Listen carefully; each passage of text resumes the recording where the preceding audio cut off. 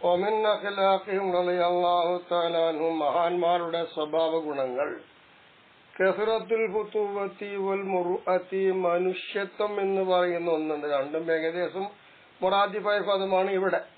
ഈ ധീരത എന്ന അർത്ഥമുണ്ട്, ഫുതൂവത്തിന് ധർമ്മം എന്ന അർത്ഥമുണ്ട്. എന്തായാലും നല്ലൊരു കാര്യമാണത്. ഇപ്പൊ മനുഷ്യത്വം എന്ന് പറയുന്ന ഒന്നുണ്ട്. ആ മനുഷ്യത്വം നല്ലോണം അധികം ഉണ്ടാവും. ഈ മനുഷ്യത്വം എന്ന് പറയുന്ന ഈ സ്വഭാവം എങ്ങനെ കിട്ടിയെന്ന് വെച്ചാൽ തഹല്ലുഖൻ ബി അഖ്ലാഖി റസൂലുള്ളാഹി സ്വല്ലല്ലാഹു അലൈഹി വസല്ലം വ അഖ്ലാഖി സ്വഹാബത്തി വത്താബിഈന വൽ ഉലമാഇൽ ആമിരീൻ റളിയല്ലാഹു അൻഹും അജ്മഈൻ. അല്ലാഹു തആലാനെ ഓർത്തുകൊണ്ട് ഇൽമു പഠിച്ച് ജീവിച്ച് അതനുസരിച്ച് ഇബാദത്ത് ചെയ്യുന്ന പണ്ഡിതന്മാരും സ്വഹാബത്ത്, താബിഈകൾ, നബി തങ്ങൾ ഇവരുടെയൊക്കെ സ്വഭാവത്തിനു കൊണ്ട് സ്വഭാവം സിദ്ധിച്ചു. ആ സ്വഭാവങ്ങൾ ഇവർ ഏറ്റെടുത്തു, അതുപോലെ ജീവിച്ചു. അതുകൊണ്ട് തന്നെയാണ് അവർക്ക് ഈ മനുഷ്യത്വം അധികമായി വരുന്നതും. അപ്പൊ മനുഷ്യത്വം വേണ്ടതും അതുകൊണ്ടാണ്. എല്ലാത്തിനും ഇത്തിബാഴ് വേണല്ലോ. ഇത്തിബാൽ അവരുകാരം നടക്കില്ലല്ലോ. എന്തുകൊണ്ടെന്നാണ് അങ്ങനെ പറയാൻ കാരണം? ഇന്നകുല്ല ഖൈറ ഫീമൻ ലാ ഫുതുവത ഇൻദ വലാ മുറുഅത വലൗ കാന അലാ ഇബാദത്തി സഖലൈൻ. ജിന്നി ഇൻസ് വർഗം ചെയ്യുന്ന അത്ര അമലുകൾ ഒരാൾ ചെയ്യുന്നതിന് വെച്ചോ, എന്നാൽ പോലും മനുഷ്യത്വം അതുപോലെ തന്നെ നന്മയൊന്നും ഇല്ലാത്തവന്റെ അടുത്ത് ഒരു ഗുണമല്ലല്ലോ. മനുഷ്യത്തല്ലെങ്കിൽ എന്ത് ഗുണ നഷ്ടപ്പെട്ടു പോകൂലേ. വഖദ് സുഇല ഹസൻ ബസരി റഹിമഹുല്ലാഹു തആല, മഹാനായ ഹസൻ ബസരി തങ്ങളോട് ചോദിക്കപ്പെടുകയുണ്ടായി, അനിൽ മുറുഅത്തി, എന്താണ് ഈ മുറുവത്ത് എന്നൊക്കെ പറഞ്ഞാല്? ആല മഹാനവർ പറഞ്ഞു കൊടുത്തത് ഹിയ തർക്കുമായി യുആബു ബിഹി ഇൻദല്ലാഹി വഇൻദ ഖൽഖിഹി. ഒരു മനുഷ്യനെ സൃഷ്ടികളുടെ അടുത്ത് വെച്ചും അള്ളാന്റെ അടുത്തും വെച്ചിട്ട് മോശമായി അയബാക്കി കാണാൻ പറ്റുന്ന എന്തുണ്ടോ അവൻ നാളെ അള്ളാഹ് ചെല്ലുമ്പോൾ മോശക്കാരനാണ്, സൃഷ്ടിയുടെ അടുക്കൽ മോശക്കാരനാണ്. ഇത്തരം സംഗതി എന്തുണ്ടോ അത് ഉപേക്ഷിക്കുക എന്നുള്ളതാണ് മുറുവത്ത് എന്ന് പറയുന്നത് എന്നാണ് ഹസൻ ബസരി തങ്ങൾ കൊടുത്ത മറുപടി. വഖദ് അജ്മഅ സലഫു അലാ വുജൂബിൽ മുർഅത്തി വൽ ഫുതൂവത്തി ബി ത്വരീഖിൽ ഖൗമി. പണ്ഡിതന്മാര് പോലെ അതേ റൂട്ടിലൂടെ സഞ്ചരിക്കുകയാണ് എങ്കിൽ അവർക്ക് ഫുതൂവത്തും മുറുവത്തും നിർബന്ധമാണ് എന്നാൽ അഭിപ്രായത്തിന്റെ മേൽ സലഫ് ഇജ്മ ആയിട്ടുണ്ട് എന്നാണ്. മിൻ അഖ്ലാഖിൽ മുനാഫിഖീന. ഈ ഫുതൂവത്തും അതുപോലെ മുറുവത്തും മനുഷ്യത്വവും ധർമ്മമൊക്കെ ഉപേക്ഷിക്കല് അത് കപടന്മാരുടെ സ്വഭാവത്തിൽ പെട്ടതാകുന്നു എന്നാണ്. അപ്പൊ കപടന്മാരുടെ സ്വഭാവം പാടില്ല.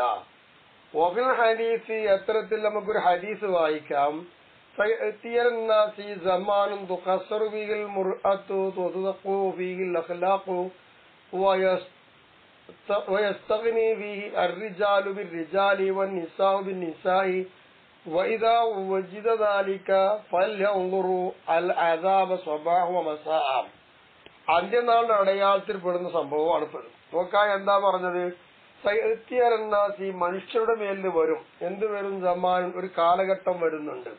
എങ്ങനത്തെ കാലഘട്ടം? ദുഖസ്റുവിൽ മുർഅത്തു, മനുഷ്യത്വം എന്ന് പറയുന്ന ആ കാലഘട്ടത്തിൽ ഉണ്ടാവില്ല, വളരെ കുറവായിരിക്കും.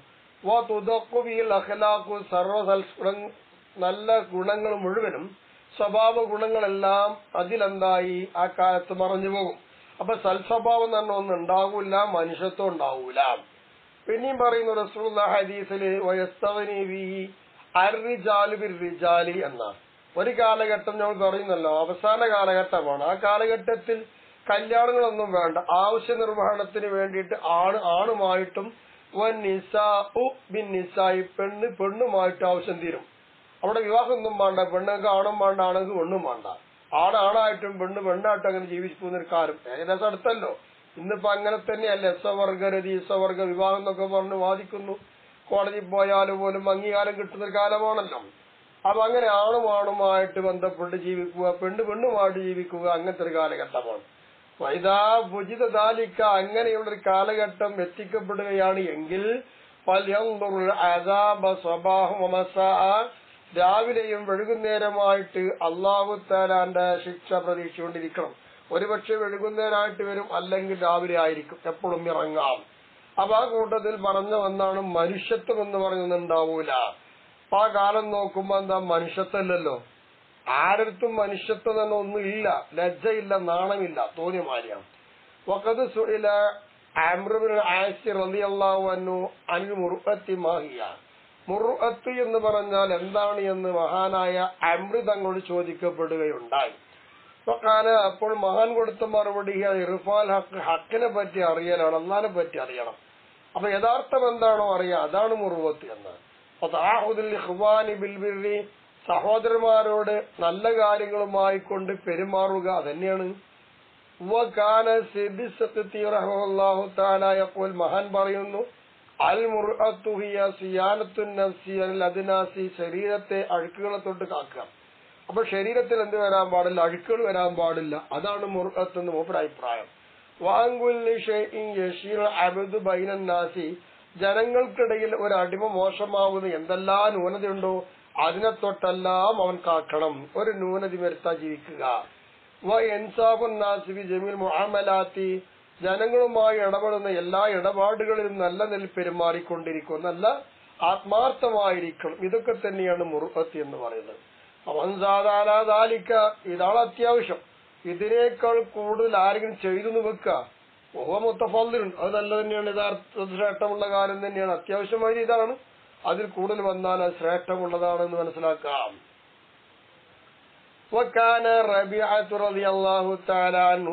മഹാൻ പറയുന്നു, അൽ മുർഅത്തു ബിസ്സബ്രി, ഇനി യാത്രയിലുണ്ട് മനുഷ്യത്വം. എന്താ? ഒരാൾ എന്താ ഭക്ഷണം ധർമ്മം ചെയ്യുക, അത് യാത്രയിലുള്ള ഒരു മനുഷ്യത്താണ്. തന്റെ കൂടെ പോരുന്ന ആളുകളുണ്ടെങ്കിൽ അവർക്ക് ഭക്ഷണം കൊടുക്കുക. സഹോദരന്മാര് കൂടി യാത്ര ചെയ്യുമ്പോൾ അഭിപ്രായ ഭിന്നത കുറയണം, എതിര് കൂടാൻ പാടില്ല. അതും മുറുമത്തിൽപ്പെട്ടതാണ് യാത്രയിലെ. അവരോടുകൂടെ തമാശകളല്ലാതെ പറയാതിരിക്കണം, അത്യാവശ്യമൊക്കെ പറയാം. ഇങ്ങനെയൊക്കെയാണ് യാത്രയിലുള്ള മനുഷ്യത്വം എന്ന് റബിയ തങ്ങൾ പറയുന്നു. അവ നാട്ടില് പോരാ, കൂടുന്നോടത്ത് പോരാ, യാത്രയിലും വേണം.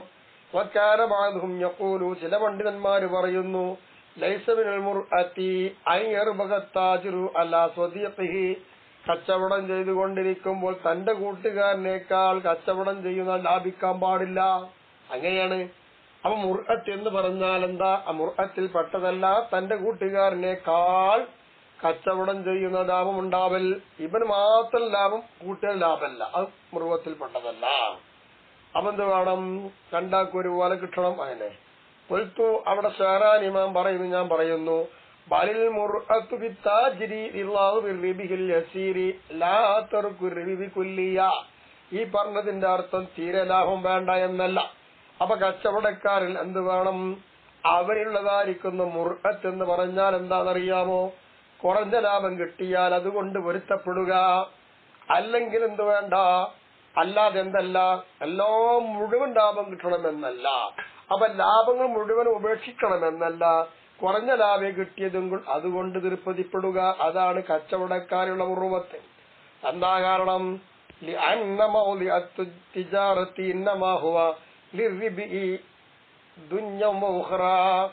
അത് ദുന്യവിയായാലും മുഖറവിയായാലും കച്ചവടം ചെയ്യുന്നതിനാ ലാഭത്തിന് വേണ്ടിയിട്ടല്ലേ ആണല്ലോ. അപ്പൊ അതുകൊണ്ട് കുറഞ്ഞ ലാഭം കിട്ടിയാൽ എന്ത് ചെയ്യാ? തൃപ്തിപ്പെടണം.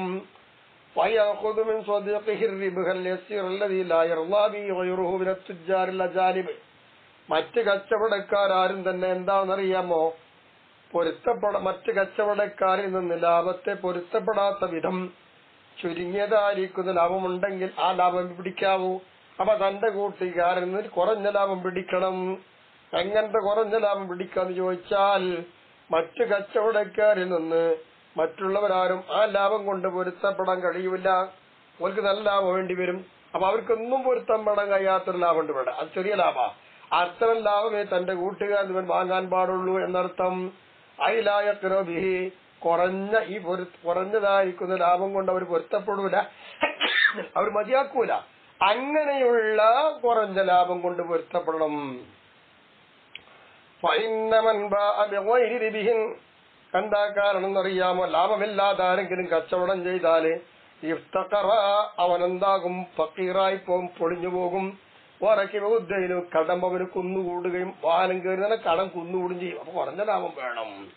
അല്ലാഹു തആല അഅലം. ഇതാണ് എന്റെ അറിവ്. അത് വെച്ച് പറഞ്ഞു ഷഹറാൻ ഇമാം. അല്ല തീരെ ലാഭം വേണ്ട എന്നല്ല, എടുക്കണ്ട എന്നല്ല, പാകത്തിന്. അതാണ് മുറുവത്ത്.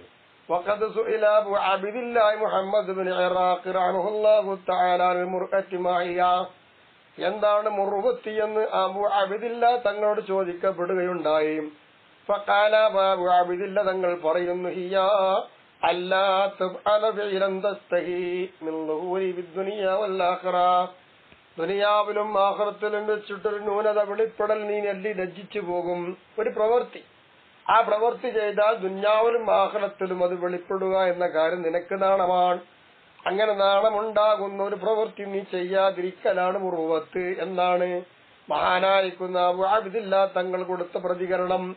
എന്നാൽ വക്കാന അബൂ ഹുറൈറ റളിയല്ലാഹു തആല അൻഹു മഹാനായ അബൂ ഹുറൈറ തങ്ങൾ ഇദാ സുഇലൽ മുറുവത്തി യഖൂലു, മഹാനവറുകളോട് മുറുഅത്തിനെ കുറിച്ച് ചോദിക്കപ്പെടുകയാണെങ്കിൽ യഖൂലു മഹാൻ പറയുമായിരുന്നു, യൽ ഗദാഉ വൽ അശ്യാഉ ഫീ അഫ്നിയത്തി ദുബരി ലാ ഫീ ദാഖിലിഹാ. വീടിന്റെ ഉള്ളിലില്ലാത്ത, വീടിന്റെ മുറ്റത്ത് ഒഴിഞ്ഞു കിടക്കുന്ന വൈകുന്നേരം രാവിലെയുമുള്ള ഭക്ഷണം. അപ്പൊ രാവിലെയും വൈകുന്നേരം ഭക്ഷണം, അതാകുന്നേരം പ്രഭാതം, അശാദന വൈകുന്നേരം. ഈ അഭിനയത്തിദ്വരി വീടിന്റെ മുറ്റത്തായിരിക്കണം, അല്ല വീട്ടിന്റെ ഉള്ളിലല്ല. അതാ മുറുവത്ത്. മുപ്പര് പറഞ്ഞു വീട്ടിൽ തന്നെ ഉള്ളു കുത്തിരിക്കൽ മുറുവത്തല്ല, പുറത്തു വേണമെന്നർത്ഥം. അത് രാവിലെ ആയാലും വൈകുന്നേരമായാലും.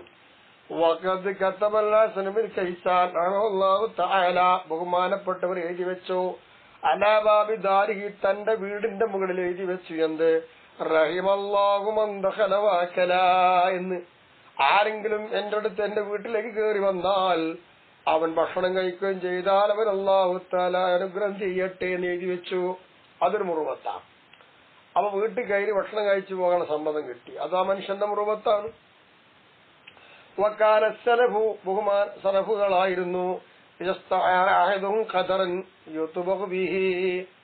ഒരു ഭക്ഷണം വേവിക്കുവാൻ പറ്റുന്നതായ ഒരു ചട്ടി, ആ ചട്ടി ആരെങ്കിലും ഒരാൾ വായ്പ വാങ്ങിയാൽ തിരിച്ചു കൊടുക്കുമ്പോൾ ആ പാത്രം കാലിയാക്കി കൊടുക്കില്ല, ആ പാത്രത്തിൽ നിറയെ ഭക്ഷണമാക്കി തിരിച്ചു കൊടുക്കും. അങ്ങനെയുണ്ട്, ഇതൊക്കെ നമ്മൾ ചെയ്യാറുണ്ടല്ലോ. പാത്രം കടം വാങ്ങൂലേ, കടല്ല വായ്പ. കാട്ടിക്കാരന്റെ അപ്പച്ചട്ടി അല്ലെങ്കിൽ എന്റെ കറിച്ചട്ടി ഇതൊക്കെ നമ്മൾ പറയാലോ. ഇതൊക്കെ വാങ്ങുമ്പോൾ ഇങ്ങോട്ട് വാങ്ങിക്കൊണ്ടുവന്ന് നമ്മൾ പാകം ചെയ്ത് റെഡിയാക്കി കഴിഞ്ഞാൽ, നമ്മുടെ ആവശ്യം കഴിഞ്ഞാൽ ആ പാത്രം തിരിച്ചു കൊടുക്കണം.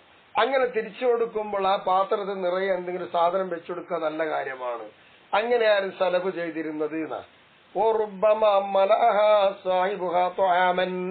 ചിലപ്പോൾ അതിന്റെ ഉടമസ്ഥൻ എന്ത് ചെയ്യുന്നറിയാമോ, ആ ചട്ടി നിറച്ചെന്താക്കും, ഭക്ഷണം നിറച്ചു കൊടുക്കും. അങ്ങനെയുണ്ട്. എന്നിട്ട് സുമ്മ തൊലബഹ, ആരാണോ ആ ചട്ടി അന്വേഷിച്ച് വരുന്നത് എങ്കിൽ അയാൾക്ക് ആ ചട്ടി ഭക്ഷണത്തോടു കൂടി വായ്പ കൊടുക്കും. ഇങ്ങനെയുണ്ട്. എന്നിട്ട് വയഖൂലു, അദ്ദേഹം പറയും, കരിഹത്തു അൻവൈറഹ ലിഅഖീ ഫാരിഅതൻ, ഈ പാത്രം ഞാൻ ഒന്നുമില്ലാതെ വെറും പാത്രം കൊടുക്കൽ എന്റെ സഹോദരന്, അത് എനിക്ക് വലിയ വെറുപ്പാണ്. അപ്പൊ വായ്പ കൊടുക്കുമ്പോ ഞാൻ അതിന് നിറച്ചു കൊടുക്കും, അതെന്റെ ഇഷ്ടം. ഇതൊക്കെയാണ് ഓരോ മനുഷ്യന്റെയും മുറുവത്ത്. ബഹുമാനപ്പെട്ട ഒരു മുറുഅത്തിനെ ചോദിച്ചപ്പോൾ എന്ത് മനുഷ്യത്വം എന്താ, തങ്ങൾ പറയുന്നു,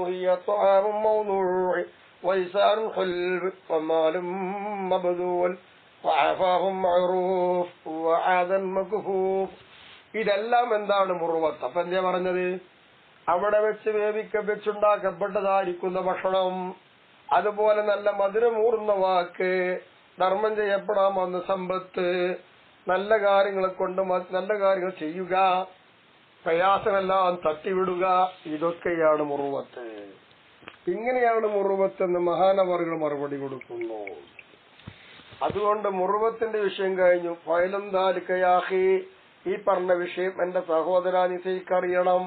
ഫഖദ് സമിഅത മഖാല സലഫിക്കാരിൽ മുർഅത്തി, മുൻകഴിഞ്ഞു പോയ പണ്ഡിതന്മാർ, നിനക്കുമ്പ് കഴിഞ്ഞു പോയ പണ്ഡിതന്മാർ, അവർ പറഞ്ഞ വാക്കുകളെല്ലാം മുറുവത്തിനെ കുറിച്ച് നീ കേട്ടില്ലേ?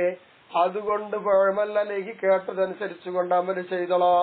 ഓ കുഞ്ഞാഹി, എന്റെ സഹോദര, നീ ആവണം മുതശബ്ബിഹം ബിഅഹിൽ മുർആത്തി ഇല്ലന്തുക്കും മിന്നും ഹഖീഖത്തൻ, മുറുവത്തുള്ള കൂട്ടക്കാരുടെ കൂട്ടത്തിൽ നീ യഥാർത്ഥത്തിലായിട്ടില്ലെങ്കിൽ മുറുവത്തുള്ള മനുഷ്യന്മാരോടുകൂടി സാദൃശ്യമാകുവാൻ നീ ശ്രദ്ധിച്ചോ. വൽഹംദുലില്ലാഹി റബ്ബിൽ ആലമീൻ.